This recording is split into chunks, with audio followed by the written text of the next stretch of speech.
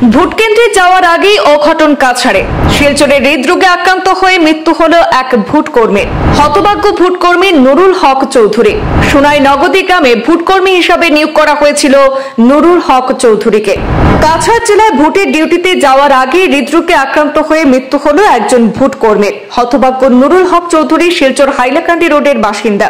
জানা গেছে, নুরুল হক চৌধুরী স্বাস্থ্য বিভাগের রুরাল হেলথ ইন্সপেক্টর ছিলেন। এবারে পঞ্চায়েত নির্বাচনে তাকে সোনাই নগদী গ্রামের একটি ভোট কেন্দ্রে পোলিং কর্মকর্তা হিসেবে দায়িত্ব প্রদান করেছিল কাছাড় জেলা প্রশাসন। আর আজ বৃহস্পতিবার ভোরবেলা আনুমানিক 4:30 সময় শিলচর রামনগরস্থিত আইএসবিটি স্ট্রং রুমে গিয়ে ভোট গ্রহণের সামগ্রী নিয়ে ভোট কেন্দ্রে যাওয়ার উদ্দেশ্যে রওনা দেওয়ার জন্য প্রস্তুতি নিচ্ছিলেন তিনি। আর সেই সময় হঠাৎ হৃদরোগে আক্রান্ত হয়ে মৃত্যু ঘটে ওনার। তার এই আকস্মিক মৃত্যুতে শোকের ছায়া নেমে এসেছে গোটা পরিবারে।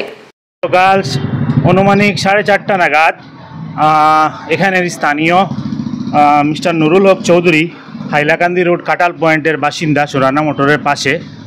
তো উনি রুরাল হেলথ ইন্সপেক্টর হিসাবে কর্মরত ছিলেন। তো আজকে অদ্য সকাল ঠিক 4:30 অনুমানিক উনি ইলেকশন ডিউটির জন্য নগদীরগ্রাম দিদারকুশে ওনার ইলেকশন ডিউটি পড়েছিল। ওই ইলেকশন ডিউটির জন্য উনি রওনা হচ্ছিলেন।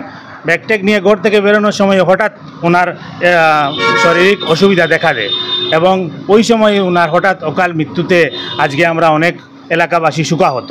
কারণ উনি একজন চাকরিজীবী হলেও একজন বিশিষ্ট সমাজসেবীও ছিলেন। এই সমাজের অনেক উন্নতিতে উনি কাজ করেছেন।